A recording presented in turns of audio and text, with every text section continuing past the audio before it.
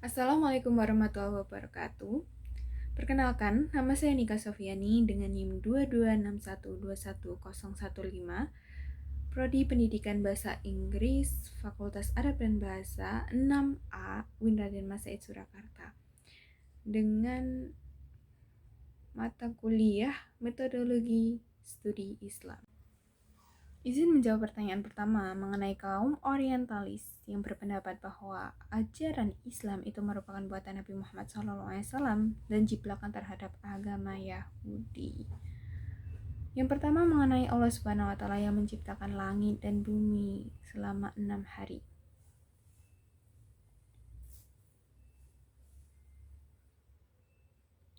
Dalam hal ini, para ilmuwan pada abad-abad terdahulu tidak percaya mengenai penciptaan alam semesta, yaitu langit dan bumi, karena mereka tidak menerima konsep alam semesta sejak terdahulu. Lalu, seiring berkembangnya waktu, Edwin Hubble mengamati alam semesta melalui teleskopnya dan berkesimpulan bahwa alam semesta itu memiliki titik awal. Begitu pula dengan ilmuwan Belgia Georges dan juga ilmuwan Rusia Alexander yang menyimpulkan bahwa alam semesta itu terus berkembang dan memiliki awal sesuai dengan Al-Anbiya ayat 30. Artinya, dan apakah orang-orang kafir yang tidak mengetahui bahwasanya langit dan bumi itu keduanya dahulu adalah suatu yang padu. Kemudian kami pisahkan antara keduanya, dan dari air kami jadikan segala sesuatu yang hidup, maka mengapakah mereka tiada beriman? Lalu mengenai Allah Subhanahu wa Ta'ala yang menciptakan langit dan bumi selama 6 hari sesuai dengan ajaran Yahudi. Ya, memang ajaran Islam atau mungkin terdapat dalam Al-Quran yang keautentikannya terjamin dalam surat Al-Hijr 9 merupakan ajarannya Yahudi dan Islam itu merupakan satu sumber, yaitu Allah Subhanahu wa Ta'ala, maka memiliki kesamaan. Al-Quran sendiri merupakan suatu kelengkapan dari kitab-kitab terdahulu, terutama kitab Taurat. Yang kedua, hari suci dalam sepekan, hari Sabtu bagi Yahudi dan hari Jumat bagi orang Muslim. Mungkin kosakata di sini bisa jadi salah satu seperti contohnya adalah Tabu, Jannatu Aden, Jahannam, Robani, Sabat, Taurat yang hampir mirip dengan ajaran Yahudi atau bahasa Yahudi. Dari kritikan salah satu Abraham, salah satu tokoh reformasi Yahudi. Nah, di sini sudah dijelaskan bahwa Al-Quran itu otentik. Terdapat Al-Hijr ayat 9. Sesungguhnya kamilah yang menurunkan Al-Quran dan sesungguhnya kami benar-benar memeliharanya. Dalam hal ini terdapat unsur kebahasaan yang sama ya. Nah, akan tetapi dibuktikan dalam sejarah pula bahwasanya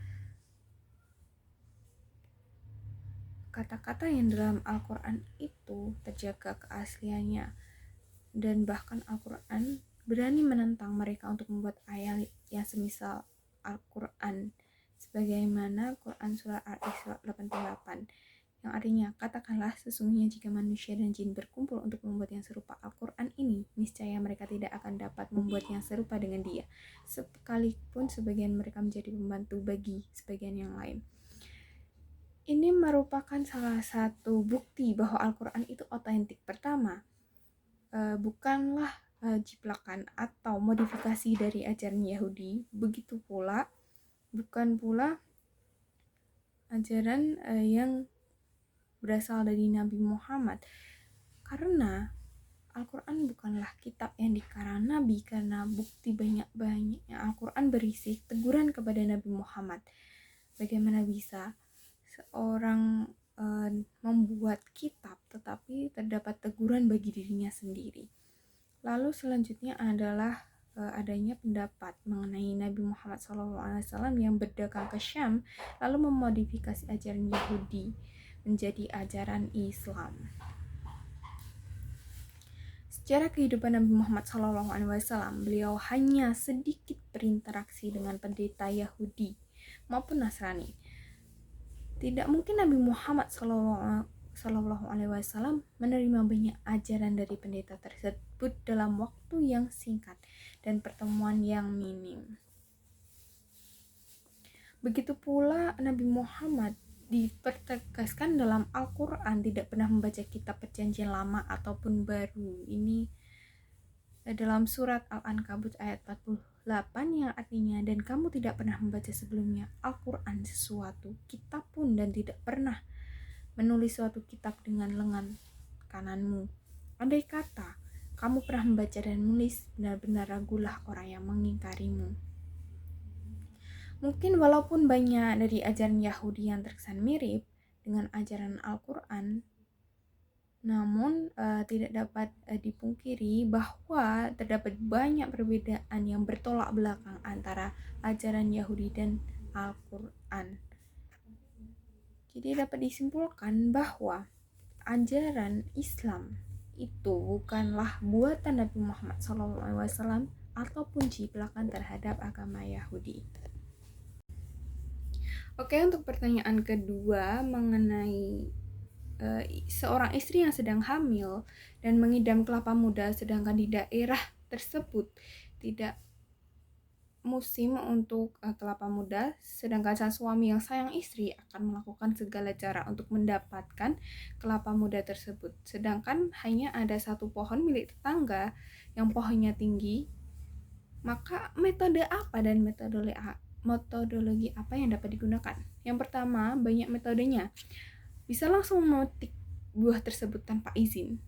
Ada juga yang meminta kepada si pemilik meminta izin untuk meminta buah kelapa muda tersebut. Dengan memetiknya langsung atau menggunakan alat seperti galah khusus yang untuk memetik kelapa, atau meminta tolong kepada ahlinya, menyewa orang untuk memetik buah kelapa tersebut.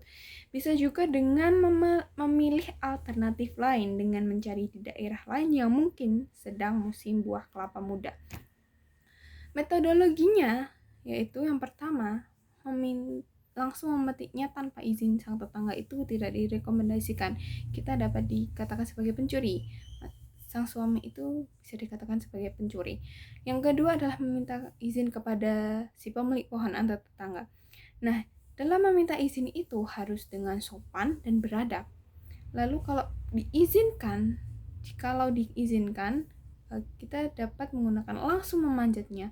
Ini sangat beresiko apalagi kalau sang suami itu tidak berpengalaman, jadi tidak direkomendasikan. Yang kedua, menggunakan alat seperti galah khusus pemetik kelapa. Ini juga tidak direkomendasikan karena kita tidak tahu ketika kita memetik buahnya menggunakan galah atau alat tersebut dapat mengenai kepala seseorang, karena kita tidak tahu nanti si kelapa itu jatuh kemana. Bisa jadi itu merugikan orang lain, atau meminta tolong kepada ahlinya, menyewa orang untuk memetik buah kelapa tersebut. Ini bisa jadi alternatif, tapi saya tidak terlalu merekomendasikannya karena tidak semua orang bisa memetik pohon kelapa dengan pohon yang setinggi itu. Lalu menurut saya lebih baik memilih alternatif lain dengan mencari di daerah lain yang mungkin sedang musim buah kelapa muda. Sang suami bisa mencari rute tujuannya di mana, bisa melakukan observasi mengenai biaya yang dikeluarkan. Nah, kan si suami ini kan sayang istri yang akan melakukan segala cara untuk mendapatkan buah kelapa muda. Jadi mengapa tidak si suami ini mencari di daerah lain yang mungkin sedang musim buah kelapa? Jadi sang suami dapat mengabulkan keinginan istrinya yang sedang ngidam buah kelapa muda. Izin menjawab pertanyaan nomor 3 yang berkaitan dengan menjelaskan peta konsep MSI atau metodologi studi Islam, dan apakah Islam dapat dikatakan sebagai ilmu pengetahuan. Baiklah, peta konsep MSI. Nah, itu kita harus tahu mengenai pengertian agama, apa itu agama? Agama merupakan sistem ajaran atau keyakinan, kepercayaan, perilaku kepada hal-hal yang spiritual atau menghubungkan manusia dengan hal-hal spiritual seperti Tuhan. Lalu kita harus juga tahu mengenai apa itu jadi pengertian MSI, metode studi Islam. Studi sendiri merupakan pendekatan atau kajian suatu ilmu yang sistematis secara mendalam. Metode yaitu cara mencapai tujuan, suatu tujuan seperti langkah-langkah, teknik-teknik. Yang ketiga adalah metodologi, kumpulan metode untuk mencapai tujuan dalam artian menggunakan teknik apa atau alatnya apa. Nah, Islam sendiri ada tiga, dapat dikatakan sebagai tiga: iman, Islam, dan ihsan. Iman berhubungan dengan akidah atau keyakinan, Islam berhubungan dengan syariah atau hukum-hukum atau aturan-aturan, dan ihsan berkaitan dengan akhlak. Lalu apakah Islam sebagai ilmu pengetahuan dapat dikatakan seperti itu? Ya, menurut saya ya. Dalam bukti-buktinya bagaimana? Seperti halnya menurut Imam An-Nafas, ada kriteria ilmu, yaitu 3, yang bisa diindra, harus logik atau masuk akal, dan berita itu merupakan berita yang benar. Sedangkan dalam Islam itu dengan kajian penelitiannya Al-Quran hadis, tafsir Al-Quran dari Al-Quran hadis seperti interpretasi ulama terhadap Al-Quran hadis tersebut, atau berkaitan dengan umat Islam itu sendiri, yaitu perilakunya.